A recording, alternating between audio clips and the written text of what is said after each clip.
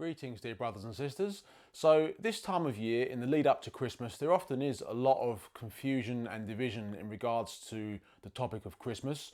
Should Christians be celebrating Christmas? Is Christmas pagan in origin? Should we be having Christmas trees up? Where did Santa Claus come from? This kind of thing. So we're going to clarify a few things here in this study. And in order to bring some clarification, we always need to go back to the very beginning, don't we? So please turn to Genesis chapter 10 from verse 8, which says, Cush begot Nimrod. He began to be a mighty one on the earth. He was a mighty hunter before the Lord. Therefore it is said, like Nimrod, the mighty hunter before the Lord. Now, first thing to note there is that the word before the Lord, in the Hebrew, this is a mistranslation. In the Hebrew, it literally means in the face of. So what it should be translated as, a mighty hunter in opposition to the Lord. He was not before the Lord, he was in opposition to the Lord. Now we know this because the name Nimrod itself means we shall rebel. In Hebrew, the word for rebel is marad, and if you put an N in front of it, it becomes we shall rebel. So we shall rebel literally is Nimrod. Verse 10, and the beginning of his kingdom was Babel, Erech, Akkad, and Calneh, in the land of Shinar.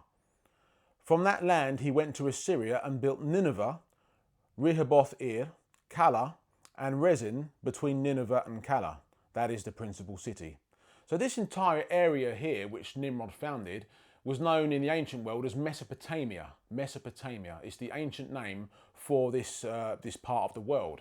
The Hebrew equivalent for this part of the world was known as Shinar, as we just read here. Shinar. Shinar in Hebrew literally means tooth of the city. And we know from Daniel chapter 1 that Shinar is in the land of Babylon. So Shinar and Babylon are one in the same. It is in the land of Assyria, which is called the land of Nimrod, which we see in Micah chapter 5 verse 6. So the land of Assyria is associated with the land of Nimrod, and it's all known as Shinar in Hebrew. And of course in Genesis chapter 11, we know that it is in the land of Shinar where the Tower of Babel was built. It was Nimrod and his followers and descendants who built the Tower of Babel. Now we know from Josephus in Antiquities that one of the reasons that the tower was built, which we don't see in scripture, but we know from Josephus Antiquities that one of the reasons the tower was built was to avoid another flood, so that they would escape another flood if ever the Lord flooded the world again. Again, it's all living in rebellion and opposition to God. It's what the name Nimrod means. So the word Babel in Hebrew means confusion. That's why the Lord came down and confused the languages of the people when they was building the Tower of Babel. And of course, Babel is where Babylon comes from. The word Babylon comes from Babel, the Tower of Babel. This essentially is the birthplace of false religion.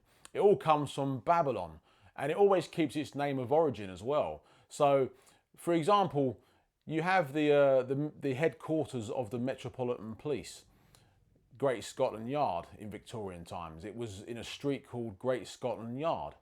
But now, the headquarters of the Metropolitan Police is no longer in this street called Great Scotland Yard. It's now about half a mile away near the Houses of Parliament. However, the Metropolitan Police is still known as Scotland Yard. Why? Because it keeps its name of origin. And this is exactly how it works in the Bible. False religion is always known as Babylonian, even though it might not actually come from Babylon. Everything originates from Babylon when it comes to false religion. So it always goes back to the beginning and it keeps its name of origin, doesn't it? So that's how it works in the Bible, just like it works in any other walk of life. So this is where false religion began, Babylon, the Tower of Babel. We know also from historical sources such as Eusebius and also the Epic of Gilgamesh that Nimrod married his mother, Semiramis. Also in the Epic of Gilgamesh, it is said that Gilgamesh and Nimrod were one in the same. They were the same person. Now Nimrod, as I said, married his mother, Semiramis. Semiramis was known in the Babylonian world as Ishtar. Ishtar, that's where we get the word Easter from. That's a whole other topic we won't go into today. But Semiramis became known as Ishtar in the Babylonian world. And also, Ishtar is the one who is given the title the Queen of Heaven. The Queen of Heaven. This is something we see in Jeremiah 44, verses 16 to 17. They were worshipping the Queen of Heaven. And of course, who is given the title of Queen of Heaven now? It's Mary, isn't it? Mary. When Catholics worship Mary, they're not actually worshipping Mary, they're worshipping Ishtar, or they're worshipping Semiramis. They're not worshipping Mary. Mary's dead. They're worshipping these demon gods, as it says in the Bible. Demons are false gods, aren't they? 4 times the Bible says that other gods are demons. Now, after Nimrod's death, it was said that Nimrod went to possess the sun. He went to live in the sun. His spirit resided in the sun. And that is how sun worship came about. They started worshipping the sun because it was said that Nimrod went to reside in the sun. Now, one of the things that Semiramis claimed was that she conceived a child supernaturally. Who does that remind you of? She conceived a child supernaturally through the rays of the sun, and that this child that she conceived was the reincarnation of Nimrod. And this child was born on the 25th of December, and the child's name was Tammuz. Tammuz. Tammuz is mentioned in Ezekiel chapter 8, verse 14. Then he brought me to the entrance of the north gate of the house of the Lord, and behold, there sat women weeping for Tammuz. Now it was said that Tammuz died and rose from the dead. Again, who does that remind you of? And they would often mourn for his death, and this is what the women are doing here in Ezekiel chapter 8, verse 14. They're mourning for Tammuz. Now, Tammuz, as I said, was born on the 25th of December. It was not the birth of Christ, it was the birth of Tammuz. Tammuz, coincidentally, is actually the name of the 4th Hebrew month. So, 25th of December, the birthday of Tammuz. Also, these gods, Ishtar, Semiramis, Tammuz, they all have different names in different religions and different cultures. So, for example, in Greek mythology, you have Adonis and Aphrodite. They're basically Tammuz and Semiramis. They're one and the same, they just have different names. The Romans had different names to them. So they basically are all the same gods. They're all the same false gods, but they originate from the beginning. They all originate from Babylon, don't they? This is why we have all these different gods in different religions. They're basically all the same, but they have different names depending on which religion or culture we're talking about. Now, you often see images of a female god, a goddess, holding a child, don't you? It doesn't matter what religion it is. You always see images of a female deity holding a child. Now, of course, that also has come from Catholicism. You often see images of the Divine Mary, the Virgin Mary, holding up Jesus. Well, it all comes from Tammuz and Semiramis. That's where it all comes from. And then again, every culture and every religion has its own version, but it all comes from Babylon. It all comes from the Babylonian religion. Something else you have at Christmas time is the Roman festival of Saturnalia. Saturnalia. It's in between the 17th and 23rd of December. So not actually on the 25th, it's 17th and 23rd of December. However, it's very close, and therefore that's why it's closely associated with Christmas. Now, some of the practices that they used to do in the Feast of Saturnalia has made its way into Christmas. For example, wreaths, the laying of wreaths. That is a Roman practice which they used to do at the festival of Saturnalia. So that is something which is pagan in origin. However, what about the Christmas tree? Again, Christians often ask this time of year, should we be having Christmas trees in our homes? Now, it's often said that they celebrated the birth of Tammuz on the 25th of December by decorating trees and putting trees up in their homes. Now, there's not really any real historical record of that. However, it was a common practice to decorate trees in people's homes in pagan times. This was because the pagans used to worship trees. They used to think trees were sacred because of the life and things that it represents. You know, especially trees that were green all year round. They used to decorate trees and worship them. Not just on the 25th of December. It was just a pagan practice in general. So yes, the putting up and decorating of trees is a pagan practice, but it's not associated exclusively with the birth of Tammuz. It is just a pagan practice which was often done in pagan times.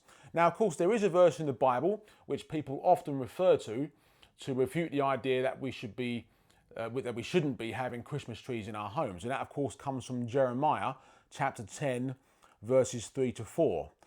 For the customs of the people are futile, for one cuts a tree from the forest, the work of the hands of the workman with the axe. They decorate it with silver and gold. They fasten it with nails and hammers so that it will not topple.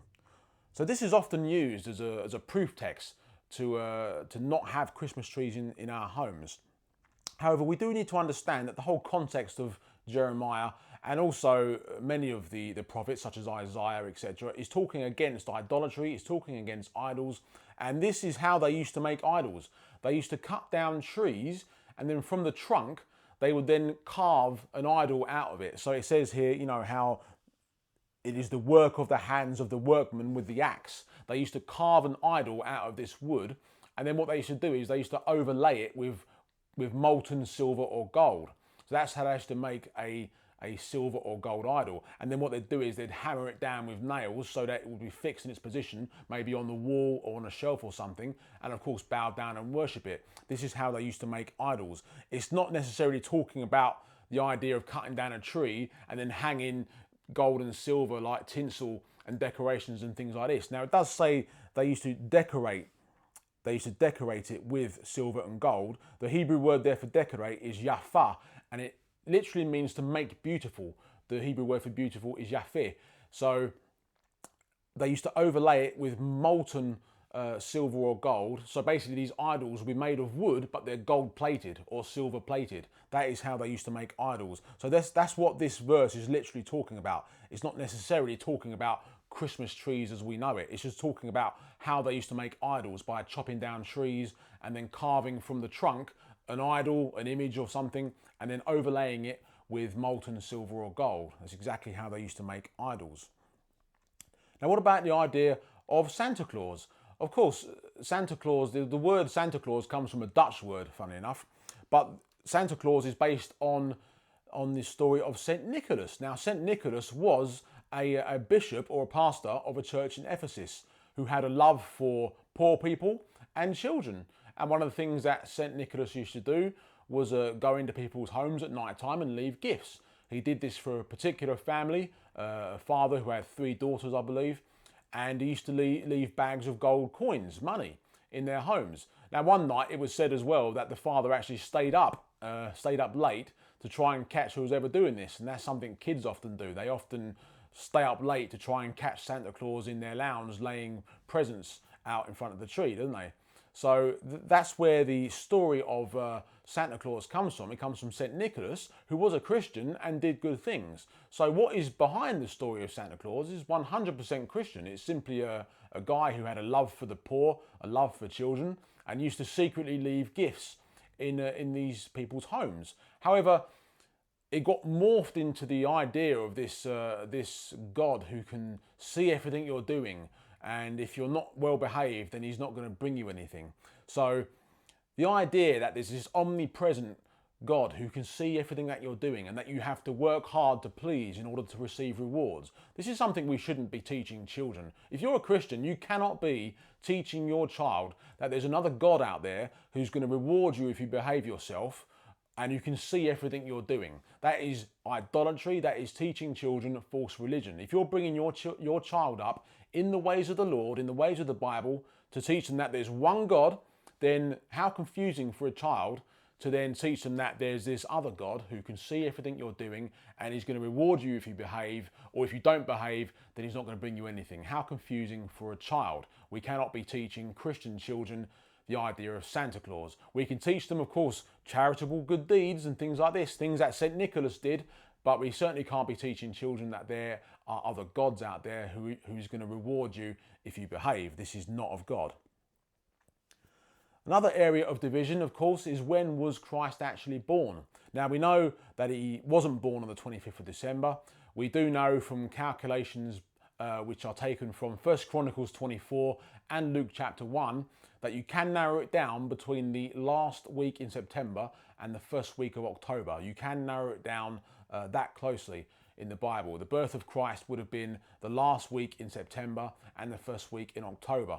So anywhere in between that. So that incidentally would have been the Feast of Tabernacles. And it's quite fitting that Jesus would have been born during the Feast of Tabernacles, in that John chapter 1 says that the Word became flesh and dwelt among us. The word there, dwelt, literally means to tabernacle. Some translations say the Word became flesh and tabernacled among us. So Jesus came to live among us, and therefore it's only fitting that he should be born during the Feast of Tabernacles. This is when the birth of Christ actually would have been. It's not on the 25th of December. The 25th of December is the birthday of Tammuz, the Babylonian god. The birth of Christ would have been anywhere between the last week in September and the first week in October. That's when Christ was actually born. Now, of course, there's the flip side of the argument, which obviously gets quoted quite a lot from Colossians chapter 2, verses 16 to 17. So let no one judge you in food or in drink, or regarding a festival or a new moon or Sabbaths, which are a shadow of things to come, but the substance is of Christ. You also have Romans chapter 14, verses 5 to 7. One person esteems one day above another. Another esteems every day alike. Let each be fully convinced in his own mind. He who observes the day observes it to the Lord, and he who does not observe the day, to the Lord he does not observe it.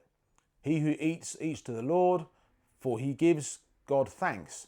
And he who does not eat to the Lord, he does not eat and gives God thanks.